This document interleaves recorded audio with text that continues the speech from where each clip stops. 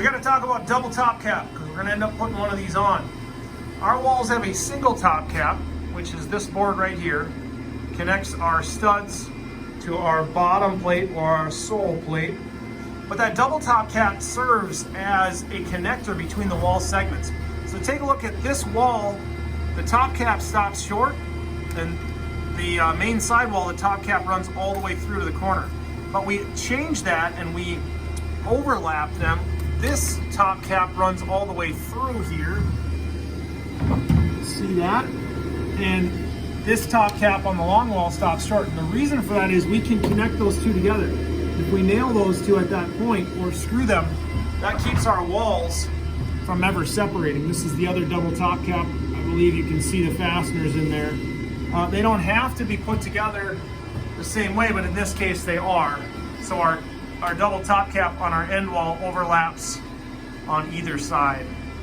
That is the most important component of tying those top wall sections together.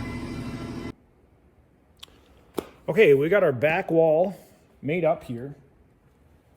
And remember that we were trying to space those wall studs so that if we sheeted this with standardized sheeting material, that our sheet material would come out shared on that center stud.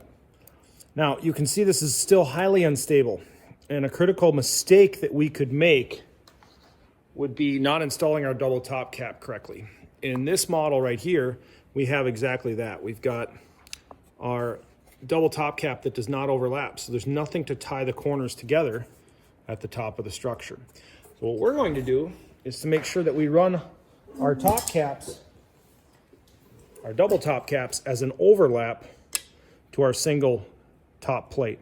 So you'll notice that my top cap here is foreshortened, shorter than the actual overall building size. So I want to lap over here and create a cross lap joint, which is going to make this immensely strong in the corners. A lap joint is a very strong woodworking joint. And in carpentry and construction, we can do that right there, pin that, and that ties the entire corner structure together. So I'm going to go ahead and do that now. That's a commitment. Once we do this, we want to make sure that our base is square. So I'm using my paper as a layout. I would use my dance floor as well. But I am right squared up at the corner here. My wall sections are true on the bottom, and I'll make them true on the top when I put these together. But I'm just going to go around, triple check that, make sure everything's good before we commit. Come on, glue. Dot. We do need to connect on both sides here, and here, to make sure that's going to tie the wall together. And normally you would nail this together, rapid fire. Oh, that's plenty.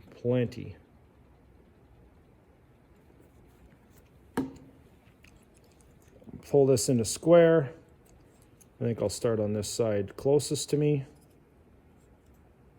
A lot of moving parts here. Probably be up on a ladder with a nail gun right now, lapping this thing together normally. Okay, as an addition to this, I did use tape. Typically, our walls, once we tip them up, we would spike those into the floor, usually where the joists run, not just into the subfloor. So we want to tack the base or the bottom plate or the sole plate into the floor so that it can't slide out, move this way, right?